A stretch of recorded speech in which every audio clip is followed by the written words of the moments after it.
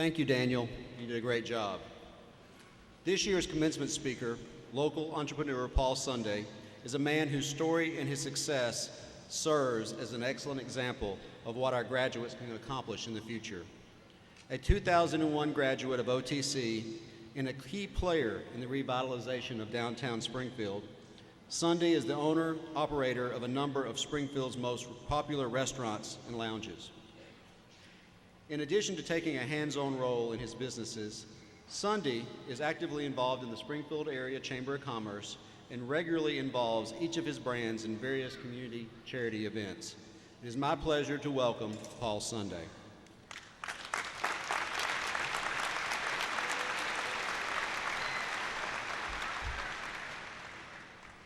Hey, kiddo. I'll tell you what, my head looks pretty big on that thing up there, so I'm gonna pull this up.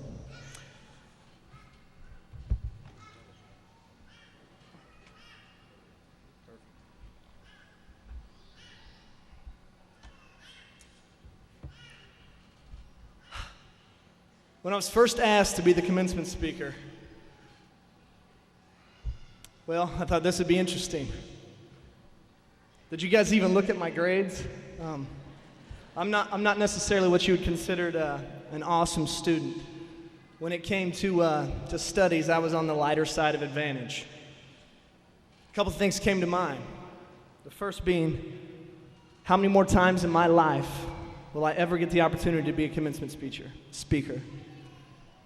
Let alone at a college I graduated from. I mean, I can put up a wedding toast with the best of them, but a commencement speaker, that's pretty thick. The second was, what am I going to tell 7,000 plus people that could possibly resonate with them? Something they would truly remember later on in life. Not just chalk me up to another dude up here giving another graduation speech. So I started asking around. I got a lot of opinions. It's amazing how many people have advice on what you should say at a commencement speech when they don't have to give one. After about 3 months of writing this speech in my head, I finally sat down last week and started putting it down on paper. And one thing kept coming to me. Don't give a speech that I don't believe in. Something didn't come from my heart. Just be honest. I think it's important for you to know who I am. The 3 most important things in my life are my wife, who I actually met at OTC, in Lincoln Hall. And by the way, it's okay to go talk to the girl in the mini skirt. She just might be the one. My 2 children, Presley 5 and Kinley 2.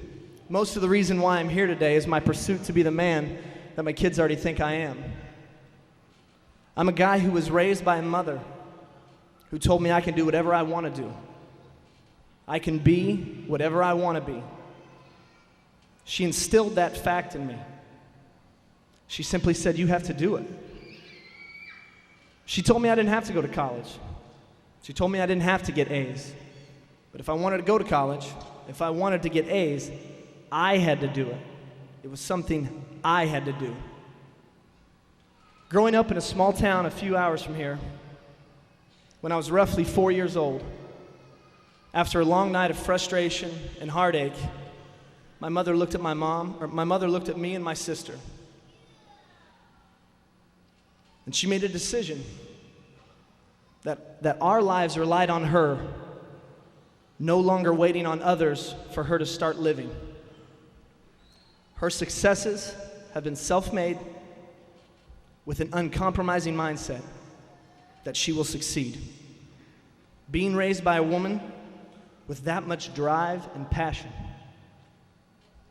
to go it alone when the odds were stacked up against her will continue to drive my character every day in what I do.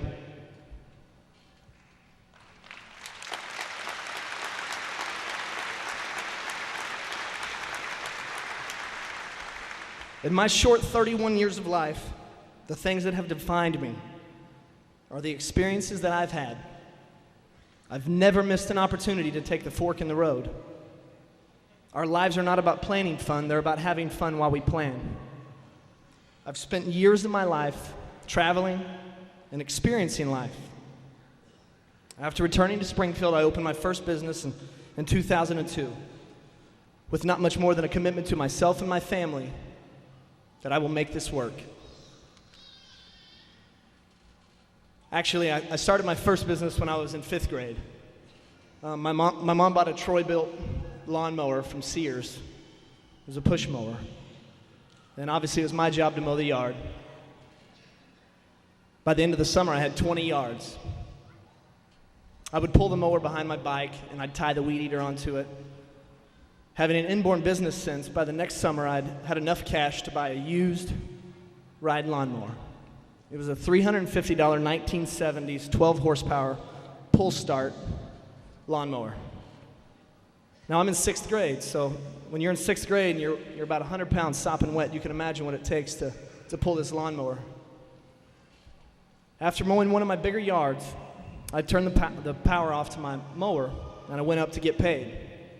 It was around August, and when I came back, I tried to pull start the mower. It had been so hot that it wouldn't start. Now remember, I'm a 6th grader. At this time, I'm on my own. It was just me. I had to get my mower. I had more yards to mow. That's how I made my money. I spent the next 30 minutes trying to pull start my mower, almost bringing myself to tears because I was so frustrated and mad that I could not get it started. I remember thinking, what am I going to do? How am I going to get this mower home, my mower? It began to get later and darker. Even one of the football coaches, Coach Gosh, he stopped by. He goes, Sunday, hey, you need some help? And I don't know if it was pride or embarrassment. I piped up just as fast as he said it. No, I'm good, thanks, Coach. I was about a half a mile away from my house when I made my decision. I was going to push my 350-pound mower home. I made the decision that I was going to get this mower home. It was my job. It was what I was going to do. I no longer cared about anything other than just getting my mower home. It was my goal. It wasn't about getting help. It was about me doing it. It didn't matter that I weighed 100 pounds, sopping wet, with shoes on. I was getting it home. It was something I was going to do. So about an hour and a half after I started my journey, I finally pushed my mower into the driveway. I was tired, my legs ached, my arms ached, I was dripping with sweat, it was dark. I remember sitting in my driveway, and all of a sudden this feeling of success had came over me. My success was no longer about the money that I'd made mowing yards. It was the accomplishment of getting my mower home, something I wanted to do. It took a lot of heart. I didn't even realize how much heart it took until I started writing this speech to get that mower home. I was in 5th grade when I started my lawn mowing business. By the time I was in 8th grade, before I moved from that town, I had 40 yards. You know, it's funny, I've started 10 businesses in my adult life, and still so much resonates from that day I pushed my mower home, the day I went beyond my limits, beyond my comfort zone. See, in business and in life, you have to be willing to do what someone else will not. You have to be willing to do whatever it takes to get towards your goal. You see, your success will not be measured on how high your peaks are. It will be measured on how low your valleys were. These are things I can promise you on your journey. Wherever you're going, it won't be easy. You will get kicked down, but you will get back up. Your minds will be tired. Your legs will be tired, but your hearts will be strong. You will have memories of hurt, memories of failure, but you will see success. There will be people around you that will put up fences. There will be people that say you can't, you won't. You will eliminate negative people. They will only bring you down. Because whatever success you bring to yourself simply comes from your heart and your decision to go beyond your limits, mental, physical, beyond. Whether in a career, whether your home life, being a husband, a mother, a father, a son, a daughter. If you want something, it's very simple. You go get it.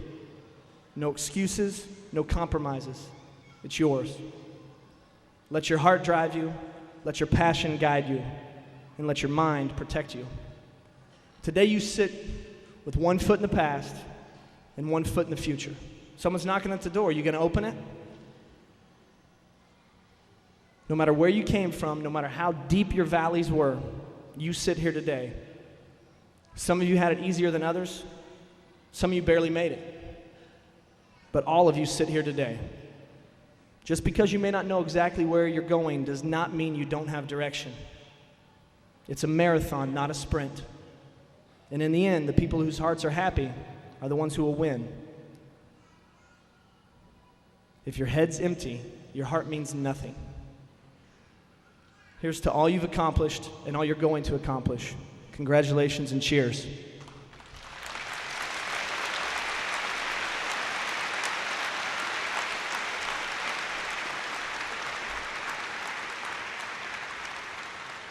Thank you so much. That was a great speech. This year, for the first time in the history of the college, we will recognize and honor a member of our alumni for their accomplishments and professional successes by presenting the Ozarks Technical Community College Distinguished Alumni Award. We intend to make this an annual presentation. This year's recipient happens to be our commencement speaker, but that will not always be the case. Mr. Sunday has been chosen for this award because of his positive impact he has had not only on the revitalized downtown Springfield, but on the entire community. He's contributed to economic growth, created jobs, and demonstrated tremendous entrepreneurial spirit. Would you join me in congratulating our first Distinguished Alumni Award recipient, Mr. Paul Sunday?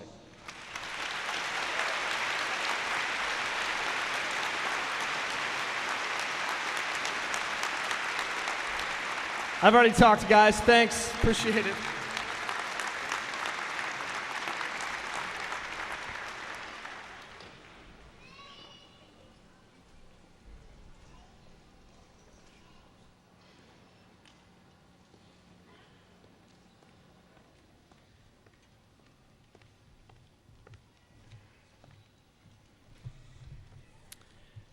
Would the candidates for graduation from the semesters of summer 2009, fall 2009, spring 2010, and summer 2010 please stand?